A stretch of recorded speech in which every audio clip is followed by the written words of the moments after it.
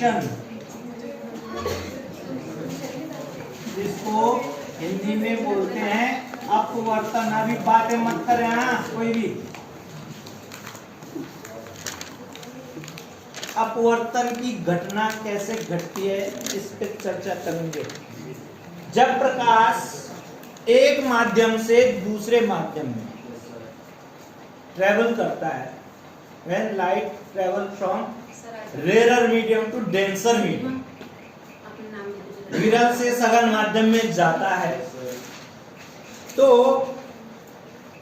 अपवर्तन के पश्चात जो किरण अपवर्तित किरण होती है वो अभिलंब की ओर झुकती है।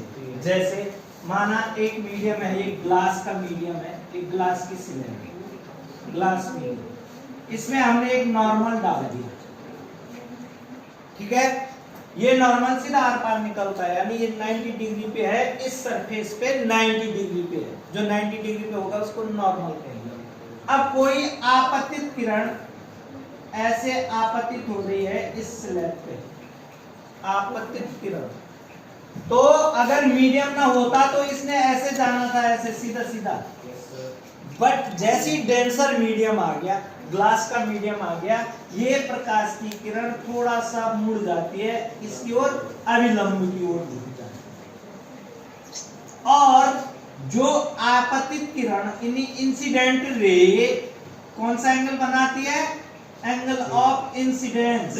आपतित किरण कौन सा कोण बनाती है? आपतन कोण। इंसिडेंट रे जो एंगल बनाती है नॉर्मल के साथ उसको कहते हैं एंगल ऑफ इंसिडेंस। और ये जो रे जा रही है मीडियम के अंदर, इसको कहते हैं हम अपवर्तित किरण, क्योंकि मीडियम ट्रांसपेरेंट है, एक मीडियम से दूसरे मीडियम में प्रवेश करती है प्रकाश की, और इस एंगल को कहते हैं हम आर। क्या बोलते हैं इसको? आर, एंगल ऑफ रिफ्रैक्शन, अपवर्तन कोण। तो पहला नियम बोलता है प्रकाश की किरण, पहले अपवर्तन की घटना को कैसे बोलेंगे हम? जब प्रकाश की किरण एक माध्यम से दूसरे माध्यम में प्रवेश करती है तो अपने मूल मार्ग से विचलित हो जाए, और विचलित दो प्रकार से होगी। अगर वो विरल से यानी एयर मीडियम से सघन माध्यम में जा रही है तो अभिलंब की ओर मुड़ेगी, और यदि यही प्रकाश की किरण सघन माध्यम से विरल माध्यम में जाएगी तो अभिलंब से दूर हटेगी, और ये इसके पैरेलल हो जाएगी जो पहले एयर मीडियम में आई। ठीक है, सघन में आई तो अभिलंब की ओर झुकी, और सघन से विरल में आई तो अभिलंब से दूर हटी। क्लियर है? यह घटना क्या कहलाती है? अपवर्तन। This event of travelling light from one medium to other medium, it deviate from its मूल path, जो उसका अपना ओरिजिनल पाथ था उससे डेविएट हो जाती है, विचलित हो जाती है। अब पहला नियम कहते हैं हम कि आपतित किरण आई रे नॉर्मल एंड रिफ्रैक्टेड रे lies on same plane। क्या बात हो रही है? ये तीनों एक ही तल में स्थित होते हैं, पहला नियम। और दूसरा नियम जो है वो है sine I upon sine are is equal to constant. इसको स्नेल का नियम कहते हैं। क्या नियम कहते हैं? Snell's law. ठीक है, अब ये कांस्टेंट को समझने की जरूरत है। हमने कहा कि sine I upon sine are, sine I upon sine r, तो sine I upon sine are is equal to constant, और इस कांस्टेंट को म्यू कहते हैं। म्यू माने रिफ्रैक्टिव इंडेक्स, रिफ्रैक्टिव इंडेक्स नाम है इसका। और अपवर्तनांक हिंदी में क्या बोलते हैं इसको? अपवर्तनांक। किसका? माध्यम। जिसमें प्रवेश करेंगे, किस माध्यम से, किस माध्यम की ओर। अगर मैं बात करूं हम एयर माध्यम से, एयर मीडियम से ग्लास मीडियम में जा रहे हैं, तो इसको हम यहां पे सिंबॉलिकली ए म्यू जी बोलते हैं। क्लियर है? अब माना मैंने यहां पर का कोण 60 अंश लिया, कितना अंश लिया? 60। और यहां आया हमारा 50, क्योंकि कम आएगा। अब sine I upon sine are, sine 60 का मान रखा, साइन 50 का मान रखा, जो वैल्यू आएगी एक वैल्यू आएगी, एक वैल्यू फिक्स। उसके बाद मैंने एंगल चेंज किया, मैंने इसको साइन 45 कर दिया, और यहां थोड़ा कम आएगा, माना 40 आएगा, तो साइन 45 और 40 की वैल्यू भी वही आएगी जो पहले वाले की आएगी, इसीलिए इसको कांस्टेंट। आई और आर के सापेक्ष जितने मान करेंगे आप, सारे के सारे ऑलवेज कांस्टेंट होंगे। किस माध्यम के लिए? Glass medium. अगर यहां पर एयर मीडियम को है, ग्लास मीडियम की जगह वाटर होता, क्या होता? Water medium. तो उसके लिए साइन आई और साइन आर के विभिन्न वैल्यू के मान एक कांस्टेंट होता, जो कि ग्लास के जैसा नहीं होता, वो डिफर आएगा। लेकिन वाटर के लिए किसी भी एंगल के लिए सेम रहेगा, वाटर के लिए सेम रहेगा। किसमें? जितने भी एंगल लेंगे आप, साइन आई जितने भी लेंगे, उसके सापेक्ष आर का जो मान आएगा वो भी कांस्टेंट। इसका मतलब ये फिक्स है कि किसी भी मीडियम का जो कांस्टेंट वैल्यू यानी अपवर्तनांक वो निश्चित है। जैसे ग्लास के लिए कहते हैं हम 1.5 या 3/2 है, और वाटर के लिए यही वैल्यू 4/3 है फॉर वाटर। तो ये फिक्स है, ये फिक्स है, चाहे कितने भी कोई भी एंगल से ले लेंगे। तो sine I upon sine are is equal to constant for medium, constant for medium. इतनी बात समझ में आ गई? उतार भी लो, साथ साथ बना भी लो इस चित्र को, और चीजें समझ लो। Sine I upon sine are equal to constant. अब वहां जो परावर्तन के नियम पढ़े थे हमने, angle i is equal to angle r, ये पढ़ा। डन। अब इसमें एक नेक्स्ट प्रैक्टिस जिसको आपने और ज्यादा गहराई से समझना। देखिए, जब प्रकाश की किरण विरल माध्यम में, विरल मीन्स रेरर, रेरर मीडियम में है, तो उसके मीडियम के कण दूर दूर फैले हुए, जैसे गैस के हैं ये, तो प्रकाश की किरण सीधी वहां।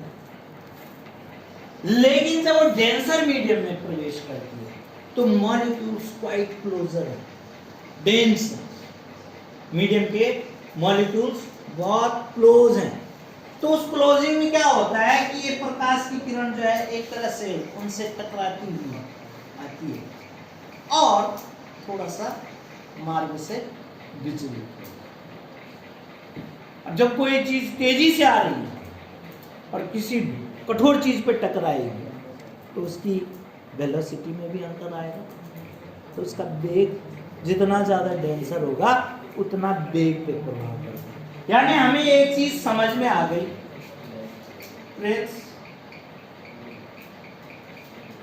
हमें एक चीज समझ में आ गई कि डेंसर मीडियम में वेलोसिटी कम होती है, यानी इनवर्सली प्रोपोर्शनल टू वेलोसिटी। एक शब्द को याद रखना, velocity inversely proportional to refractive index.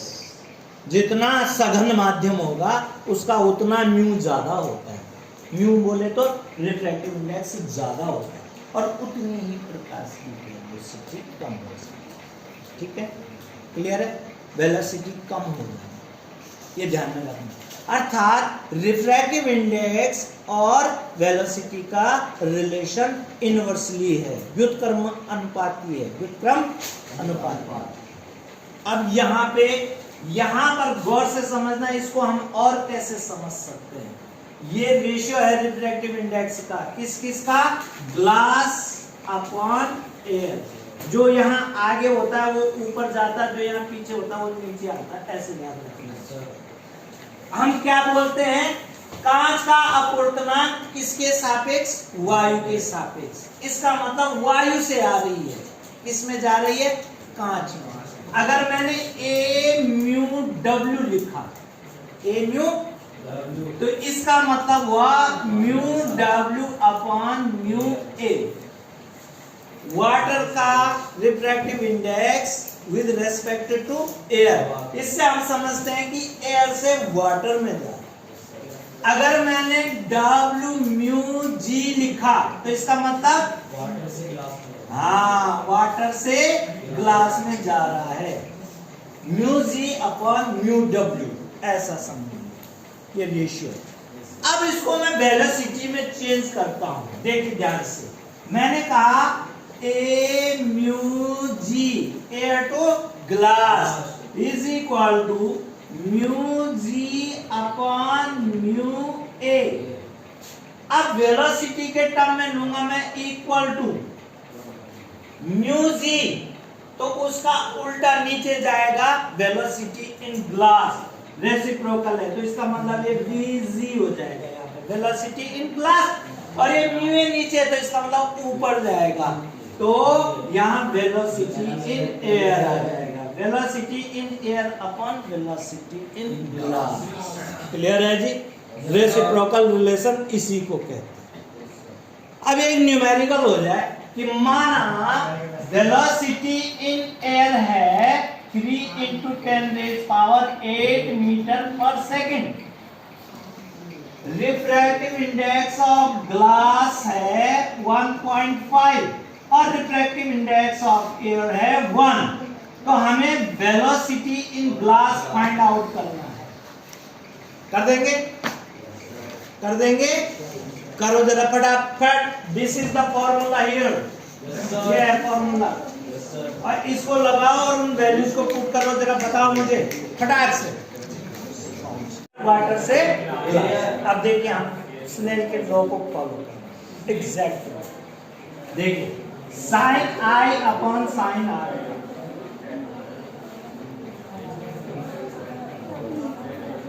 Is equal to air to water.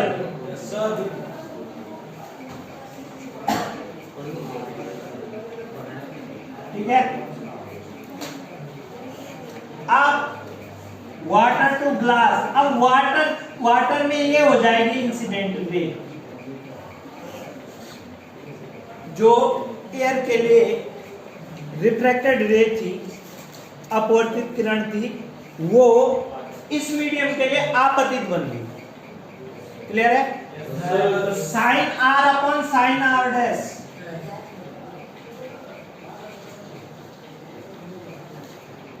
Water to glass,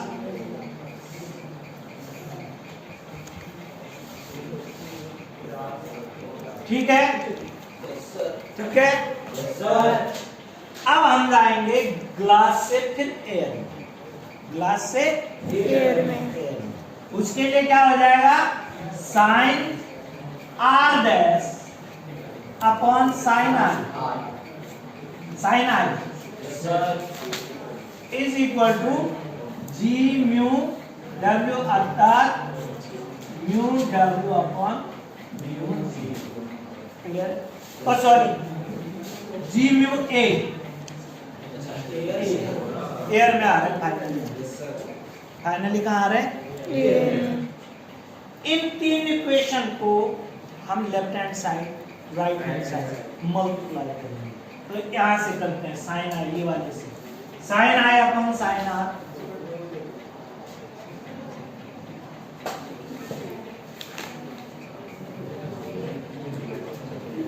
देखिए sine R upon sine R into sine R upon sine R dash, sine R upon sine R dash into sine R dash sine are equal to A mu W into W mu जी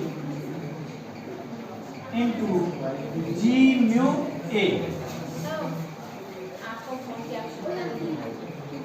हाँ ले लो। चलेगी नहीं? अब देखो sine I से sine I R से sine R बस 1 आ 1 equal to A mu W into W mu ji into ji mu A. Clear है? क्लियर है? क्लियर है? ओके, अब हम क्या करते हैं, ध्यान से समझिए, बहुत इंपॉर्टेंट पॉइंट आ रहा है और इस पे डेफिनेटली क्वेश्चन है। ऑप्टिक्स का रिफ्रैक्शन जब पढ़ेंगे आप दोबारा कभी तो आपको पूरा याद आ जाएगा। अब मैं इसको देख रहा हूँ, इसको W mu g is equal 1 upon A mu W into ji mu a. ठीक है? ठीक है? अब मैं इसको चेंज करना चाहता हूं, मैं लिखना चाहता हूं इसे ए म्यू जी। तो इसका मतलब ए म्यू जी बराबर 1/जी म्यू ए होगा कि नहीं होगा? उल्टा रेसिप्रोकल, रेसिप्रोकल होगा कि नहीं होगा? बताओ कैसे? ये भी सुनो, अगर हमारे पास एक मीडियम होता एयर से ग्लास में और फिर यहाँ कर लाओ उसको, इसके बाद फिर एक एयर में आ जाता है, यहाँ आई होता, यहाँ आई होता, यहाँ आर होता, यहाँ आर होता। ठीक है? ठीक है?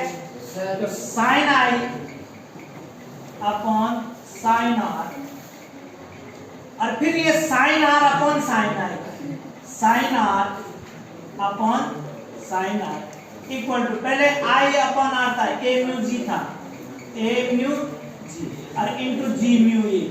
अब ये 1 हो गया, तो a mu ji into ji mu A equal to 1। So a mu g equal to 1 upon ji mu a. बस यहाँ से था, यहाँ से था।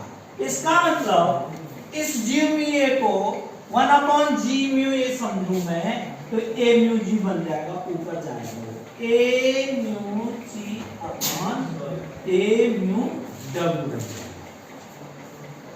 इसको मैं ऊपर ले गया तो ए म्यू जी बनाना पड़ा, जो नीचे जी म्यू ए था उसको ऊपर जाके क्या बनाना पड़ा?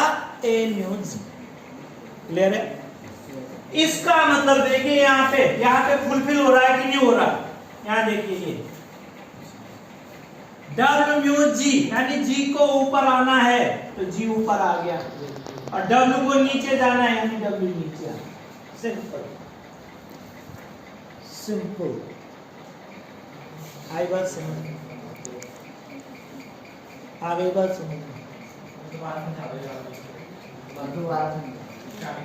हमने कहा ये फॉर्मूला आगे समझने वाला तो आगे होगा। स्नेल का नियम लगाया, पोटेन मीडियम के लिए मैंने स्नेल का नियम लगाया, उनको मल्टीप्लाई किया, यहाँ से 1 आया तो 1 equal to A mu W, W mu G और जी म्यू ए, क्योंकि एयर से वाटर, वाटर से ग्लास और ग्लास से एयर, साफ दिख रहा है। अब मैंने इस वैल्यू को निकालना है इन दोनों के टर्म्स में, तो ये वैल्यू बराबर 1 अपॉन ये हो जाएंगे और इसको मैंने कहा ए म्यू जी बना दो तो ऊपर जाएगा, उल्टा होगा, G mu A 1 upon A mu G या 1 upon ji mu A equal to ऊपर जाके ए म्यू जी, तो ये ए म्यू जी अपॉन ए।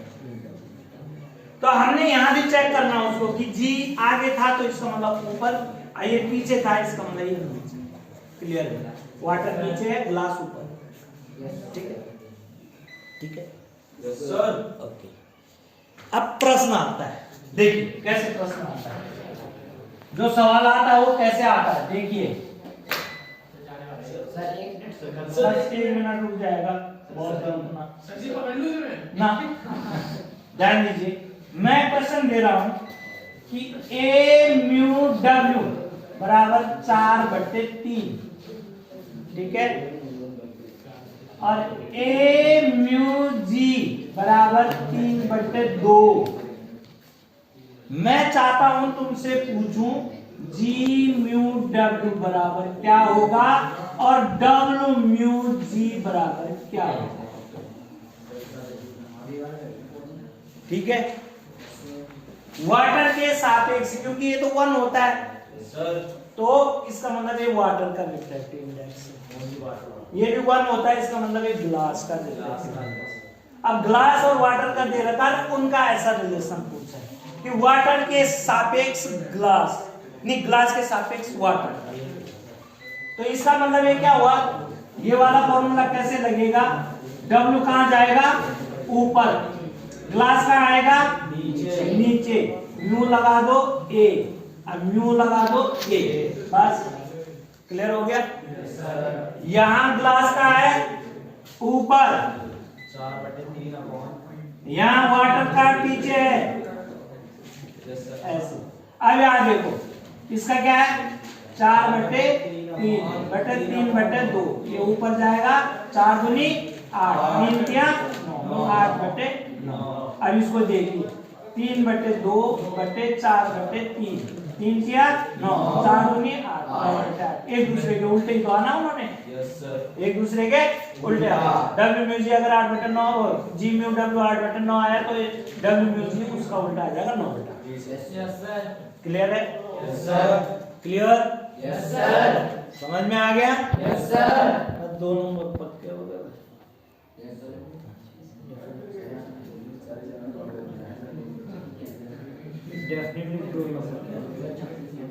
अब मैं सवाल दे रहा हूं एक और जो तुम्हारी परीक्षा करेगा। देखो लिखो a mu w is equal to 4/3, a mu g is equal to 3/2, velocity in glass is equal to 2 into 10⁻⁸, velocity in water क्या होगा, निकाल। जी सर, जी सर। निकाल, बता।